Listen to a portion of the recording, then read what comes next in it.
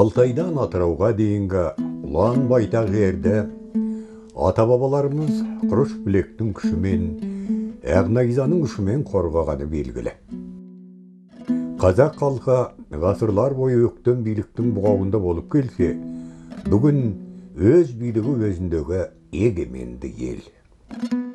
Тәуелсіздіктің арқасында ұлттық сана оянып, өлгеніміз тірілді, өшкеніміз жанды. Ел арасында аңызға айналып, халық жүрегінде сақталып қалған, елін, жерін қорғап, ерлікпен шейіт болған халық батырлары, елге тұтқа болған бабалар жайда мақтанышпен жазылды. Оларды еске алып, басына кесене салып, туған жерлеріне белгі қойып, рухтары тіріліп, тарих бетіне шығарылуда. Ұлтқа қызмет еткен сондай ардақтылардың бірі Медетбек батыр. Ол туралы Қазақстан Республикасы ұлттық ғылым академиясының академигі, тарих ғылымдарының докторы профессор Мәмбет Тойгелдінің, Әл-Фараби атындағы Қазақ ұлттық университетінің ардагер профессоры Жолмұқан Түрікпенұлының зерттеу еңбектері бойынша тарихи тұлғаның ел мен жерді қорғау жолындағы қызметіне зор баға берілді. Медетбек батыр қазақ халқының тарихында ерекше орын алатын қайсар батырлардың бірі. Оның есімі халық ауыз әдебиетінде, тарихи жырлар мен аңыздарда жиі кездеседі. Көптеген жылдар бойы тарих қойнауында қалып қойған Медетбек батыр туралы құнды деректерді алғаш зерттегендердің бірі Қазақ энциклопедиясында қызмет атқарған тарихшы марқұм Қапиза Бәкірова болатын. Медетбек батыр бабамыз 1825 жылы Еңбекші Қазақ ауданы Таутүрген селосында дүниеге келген. Есқожаның Шуаш деген баласының шөбересі, Шуаштан тараған Таңатар бірдің шөбересі Құдайберді батырдың немересі, Есебайдың баласы.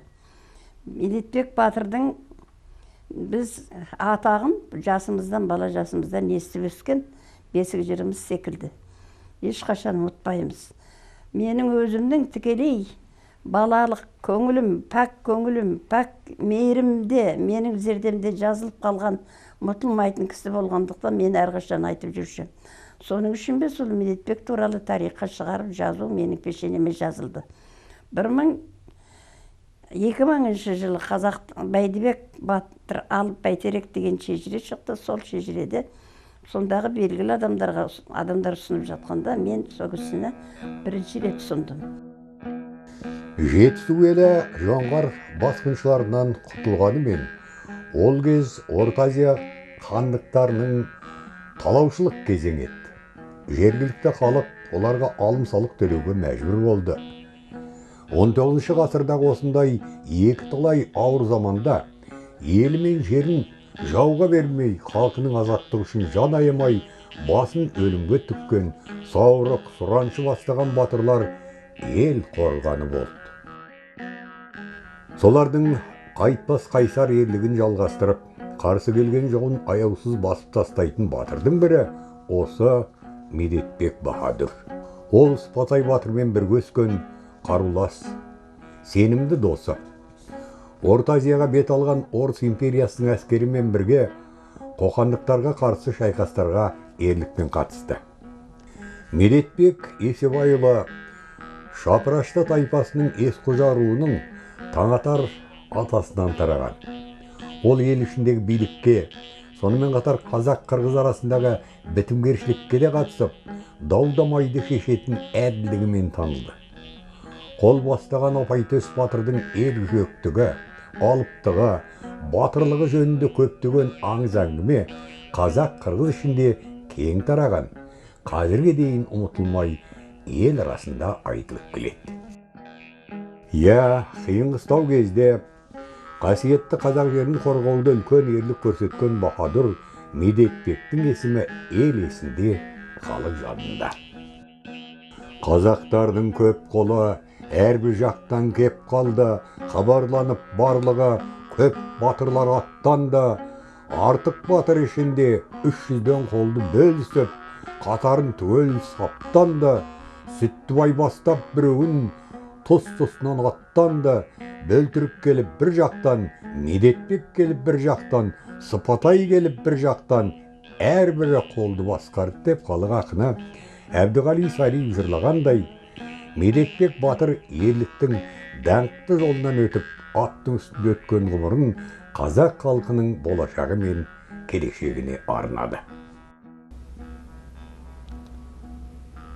Көбімізге тәуелсіздік бір оңай жолмен келген сияқты болып көрінеді. Әу баста әсіресе солай көрінген. Ал тарихтың тереңіне түңілсек, үңіліп зерттей бастасақ, тәуелсіздіктен бұрын біз осы тәуелсіздік жолында ата-бабаларымыз талай рет қан төгіп, талай шейіт болып, үлкен қиналыстар, күйзелістермен келген жолымызды көреміз. Міне осы тұрғыдан алғанда, қазір біз тарихымыздың әр дәуірдегі, әр ғасырдағы бір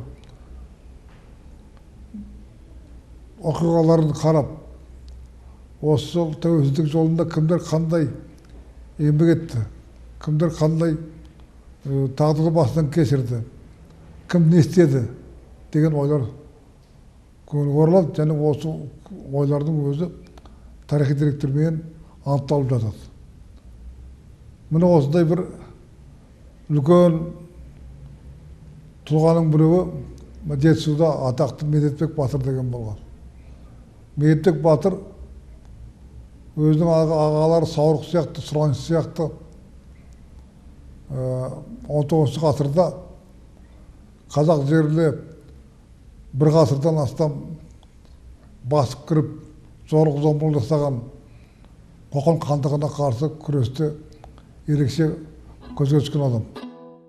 Елімде еңіреп өткен есілерін халық ардақтап, жадында сақтап, ерлігін өнеге етіп есімін қастерлеп келеді.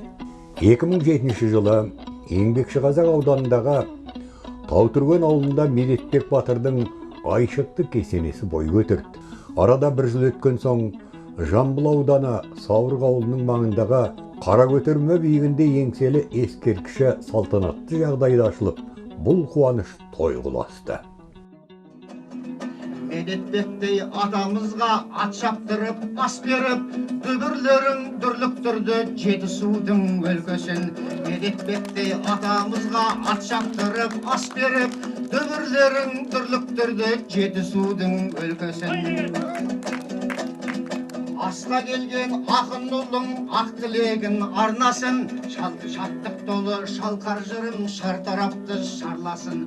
Осы елдің сауық сайран салтанаты сарқылмай, осы елдің бақ дәулетін берекесін алмасын. Осы елдің сауық сайран салтанаты сарқылмай, осы елдің бақ дәулетін берекесін алмасын. Сондай-ақ Медетбек батыр атты тарихи танымдылық кітап жарық көріп, батырдың ерлігі мен қайраткерлігін жан-жақты деректермен баяндайтын деректі фильм түсірілді.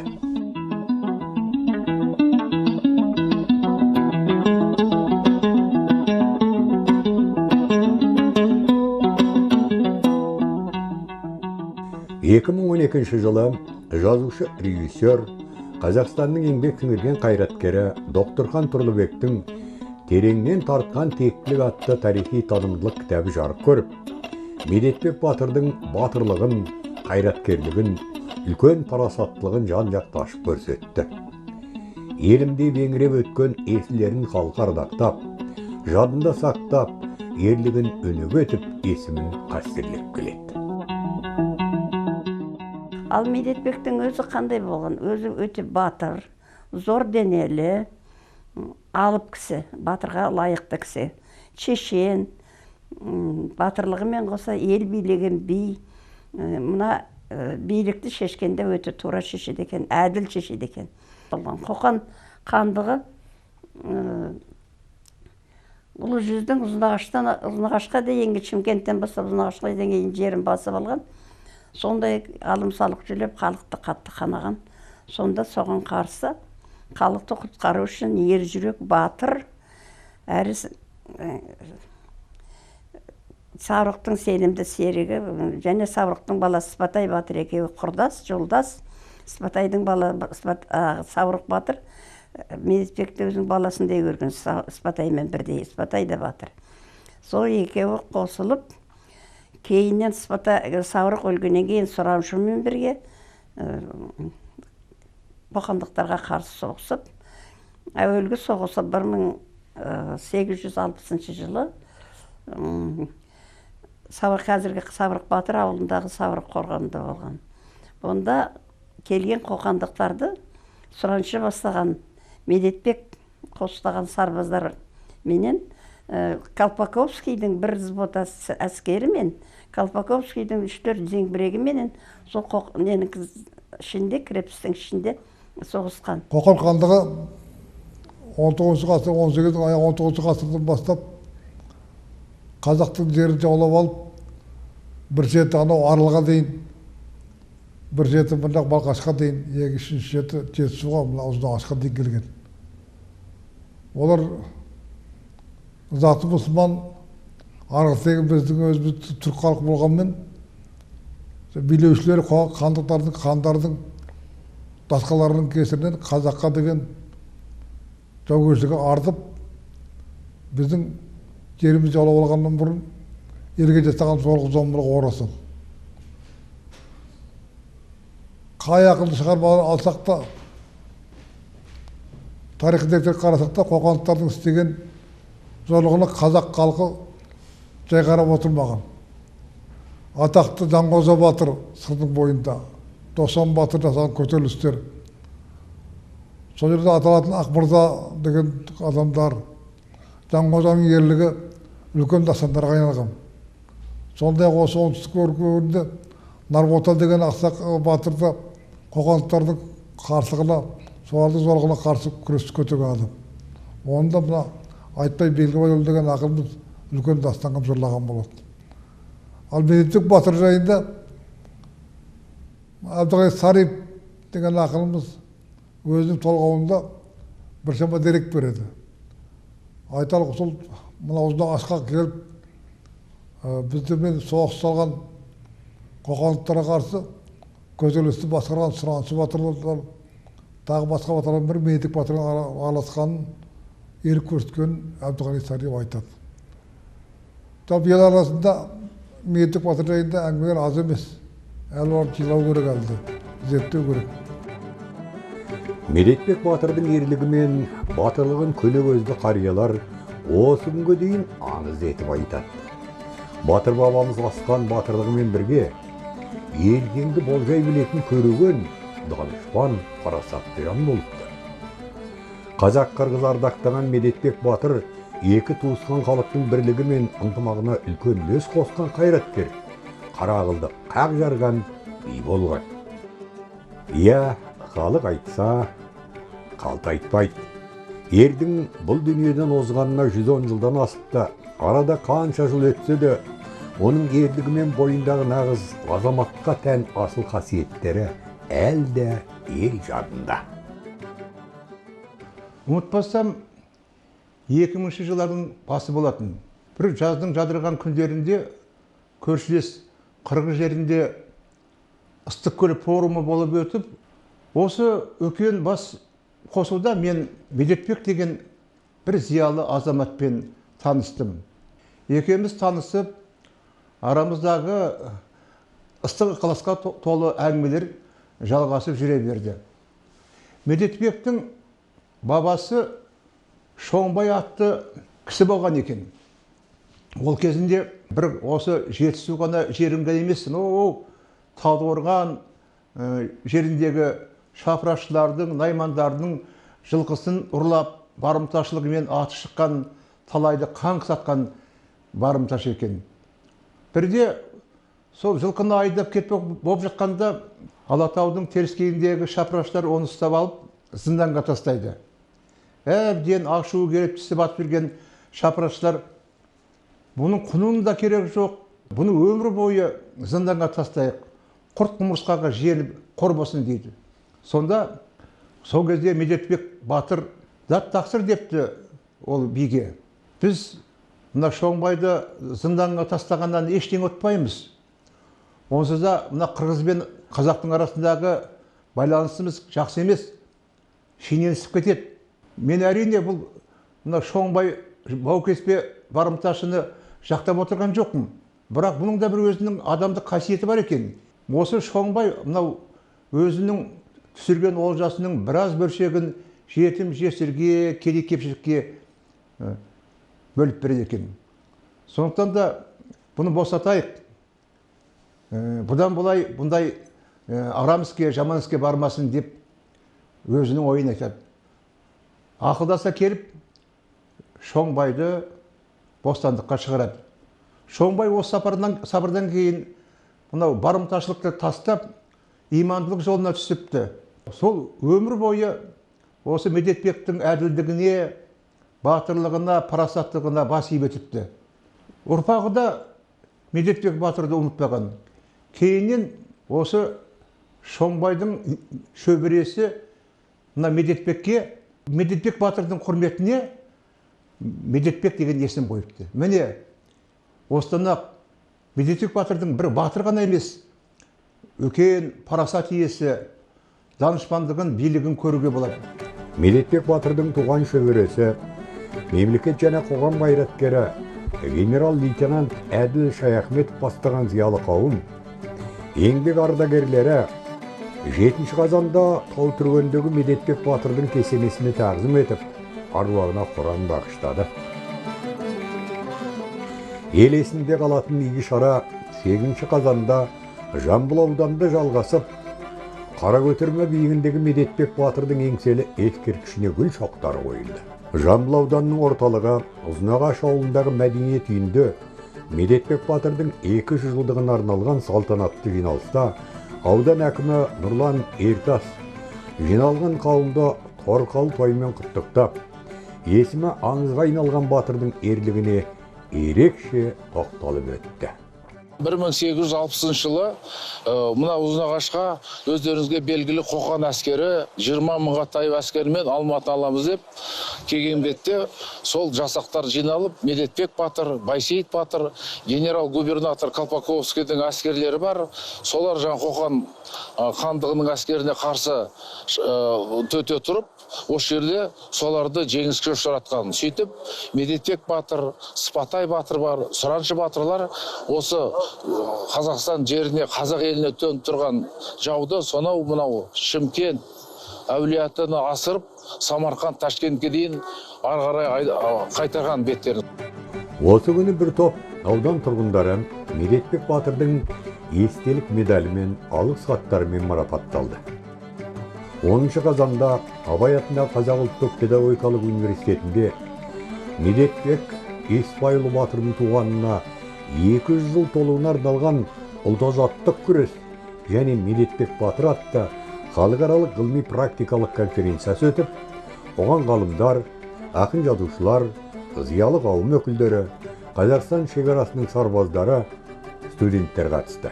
Конференцияны Әл-Фараби атындағы Қазақ ұлттық университетінің Жамбыл атындағы филологиялық зерттеу ғылыми орталығының директоры, филология ғылымдарының докторы профессор Алмасбек Мәуленов ашып, алғашқы сөзді Абай атындағы Қазақ ұлттық педагогикалық университетінің ғылыми істер жөніндегі проректоры, философия докторы Ертай Сұлтанға берді.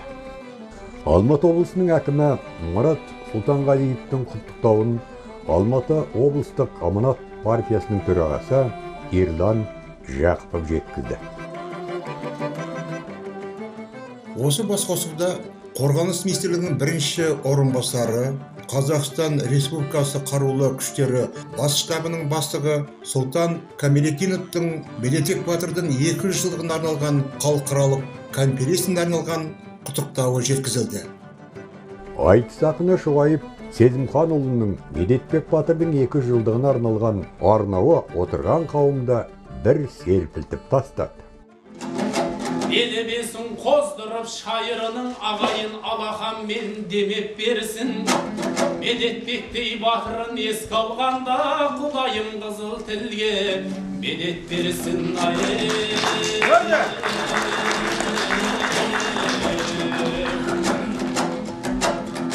ай құшағын ашқан сәтте ғасыр алдан, ерлігін медетпектің жасыр алман, сақтықпенен ескеріп батырлығын сұраншымен саурықтар қасын алған. Қырғыздың жаман қарадай бір батыры, бір кезде адамдай боп ақыл ауған. Түн ішінде шабамын деп келгенде бар қазақ болған екен шошын арман. Сол сәтте ермедетпек атқа қонып жауларды орта жолдан тосып алған. Медетбек Батырдың 200 жылдығына арналған халықаралық ғылыми практикалық конференцияның жұмысына мемлекет және қоғам қайраткері, халық қаһарманы генерал-полковник Сәт Тоқпақбаев қатысып, ел жадында мәңгілік сақталып қалған есіл-ердің батырлығына айрықша баға берді. Халықаралық ғылыми практикалық конференция аясында толықтырылып қайта жарық көрген Медетбек Батыр тарихи танымдылық кітабының тұсаукесер рәсімі болып өтті.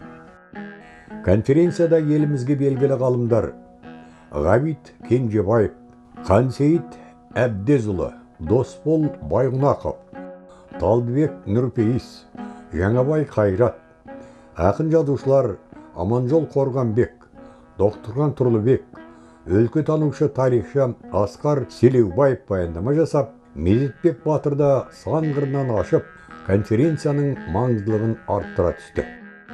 Осы күні Медетбек Батырдың аруағына арналып ас беріліп, ер рухына Құран бағышталды.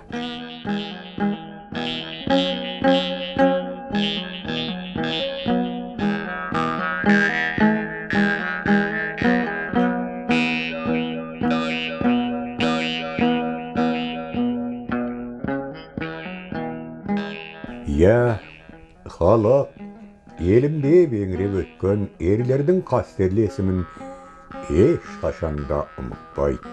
Бұқаралық ақпарат құралдары Медетбек Батырдың 200 жылдығын кеңінен насихаттап, тарихи тұрғыда үлкен баға берді. Еліміздің бас газеті Егеменді Қазақстан газетінде тарих ғылымдарының докторы, Қазақстан ұлттық ғылым академиясының академигі Ғабит Кенжебаевтың Медетбек Батыр атты көлемді мақаласы жарияланып, қоқан шапқыншылығында ерлік көрсеткен Медетбек Батырға тарихи тұрғыда үлкен баға берілді. Қазақ әдебиеті, әділет, Алматы облыстық Алатау арайы, Жамбыл аудандық Атамекен газеттерінде көлемді мақалалар беріліп, Медетбек Батырдың батырлығы мен ерлігі, тектілігі мен бекзаттығы, парасаттылығы, әділдігі жан-жақты ашылып көрсетіледі. Республикалық Қазақстан, Алатау, Алматы облыстық телеарналарынан жаңалықтар негізінде хабарлар берді. Тәжірибелік конференция басталды. Жиынға тарихшылар, әдебиетшілер мен әскери қолбасшылар қатысты. Зиялы қауым тұлғаны дәріптеу жастардың ұлттық рухын көтеріп, патриоттық сезімін арттыратынын айтады. Сондай-ақ жиын барысында Медетбек Батыр кітабы да таныстырылды. Еңбекте ұлы тұлғаның Қоқан хандығымен болған ұрыстардағы және ұлт-азаттық күрестегі ерлігі жазылған. Айта кетейін, жауынгер жайында республикалық ақындар мүшайрасы ұйымдастырылады. Оның қорытындысы 14 желтоқсанда жарияланады. Медетбек Батырдың істеген істері, жасаған ерліктері жастарға, егер қазір біз баяндап соларға жеткізіп отырсақ, мен ойлаймын, үлкен мына әскери салада, шекара саласында, арнайы қызмет саласында үлкен тәлім тәжірибе үлгі болады деп ойлаймын. Жамбыл ауданында ел тәуелсіздігімен бірлік үшін күрескен тарихи тұлға Медетбек Батырдың 200 жылдығына арналған салтанатты шара өтті. Медетбек Батыр ел мен жердің тұтастығын қорғап, Қоқан шапқыншылығына қарсы тұрған айбынды тұлға. Оның әділдік пен татулық жолындағы күресі ұрпақ көнеге. Жиында белгілі жазушылар мен тарихшылар, қоғам қайраткерлері Батырдың ел тарихындағы ерлігіне тоқталды. Батыр есімін ұлықтауға атсалысқан азаматтар марапатталды. Алматыда Медетбек Батырдың туғанына 200 жыл толуына арналған халықаралық ғылыми тәжірибелік конференция конференция өтті. Батырдың есімі қазақ әдебиетінде сақталып, тарихи деректерде жазылған, ел аузында қазірге дейін жиі айтылып, аңыз болып кеткен. Абай атындағы Қазақ ұлттық педагогикалық университетінде ұйымдастырылған жиында тұлғаның игі істері насихатталды. Іс-шараға ғалымдар, әдебиетшілер және зиялы қауым өкілдері қатысты. Белгілі тарихшылар Батырдың өнегесі жайында баяндама жасады. Медетбек Батыр 19 ғасырдағы қоқан билігіне қарсы, қырғыз манаптарына қарсы, яғни қазақтың ел үшін, әсіресе жер үшін жанқия соғыстарға қатысып, жастайынан 20 жасында аттың қомына мініп, қолына қару алып, бес қаруын алып, күреске шыққан біздің ең аяулы батырларымыздың бірі. Міне бүгінгі конференцияда да осы Медетбек Батырдың жан-жақты қырлары, оның небір осы қиян-кескі кезде жасаған саясаты көтеріліп әңгіме болуда. Есебайұлы Медетбектің өмірі мен ерліктеріне қатысты нақты тарихи деректер аз болғанымен, оның батырлығы мен ел қорғаудағы ерлік істері халық жадында сақталған. Батырдың есімі ел ішінде құрметпен аталып, ерлігі мен қайсарлығы өскелең ұрпаққа үлгі болып келеді. Конференция барысында Батырдың тарихи мұрасы жазылған Медетбек Батыр кітабының тұсауы кесілді. Бұл кітапта Медетбек Батырдың қайраткерлігі, батырлығы жан-жақты баяндалады. Мынау қазақ халқында қилы-қилы заман туғанда осы оңтүстік өңірін қоқан шапқыншылығынан азат етуде Медетбек Батырдың қосқан үлесі өте ерекше. Ол өзінің Саурық Батыр, Сыпатай Батыр сияқты бабаларымен, ағаларымен бірлесе отырып, біздің осы киелі жерімізді, Жетісу өңірін жаудан сақтап қалды.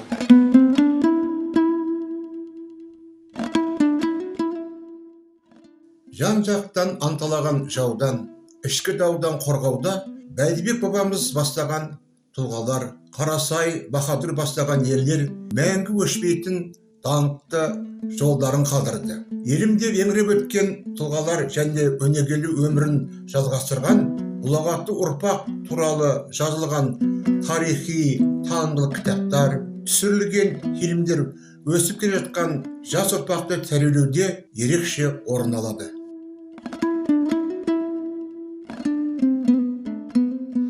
Медетбек Есебайұлы Батырдың 2 жылдық үлкен мерекесі аталып өтті. Осыған байланысты Медетбек Батырымыз, Медетбек Батыр бабамыз, Саурық, Сыпатай батырлар сияқты ол кісінің қоқан шапқыншыларға қарсы ұлт азаттық күресінде ерен еңбегін атап өткіміз келеді.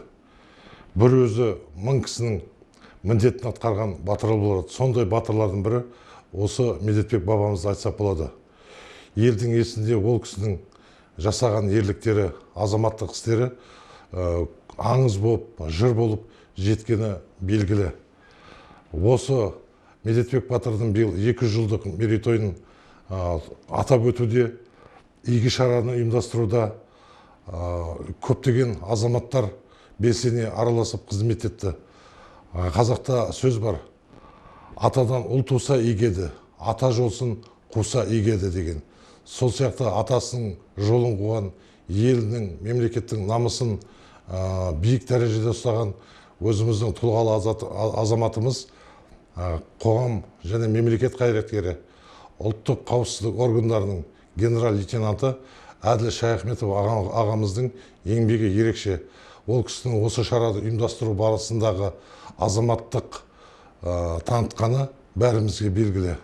Ата-бабалар рухын қастерлеген, соның қасиетін сақтай білген осындай ағаларымыздың еңбектерінде атап өткен орны деп есептеймін. Сондықтан Медетбек бабамыздың рухы әрқашан бізді қолдай берсін. Қазақстан мемлекетінің тәуелсіздігі, егемендігі мәңгі жасай берсін дегім келеді. Бәрімізді қиын-қыстау кездерде кеудесімен оқ тосып, елін, қазағын қорғаған Медетбек Батырдың аруағы қолдап, қорғап, желеп жүрсін. Бізге аманат етіп тапсырып кеткен ерліктің жолын жалғастыру біздердің парызымыз. Еліміз аман есен болып, қасиетті де қастерлі тәуелсіздіктің аспан түстес туы мәңгі желбіресін.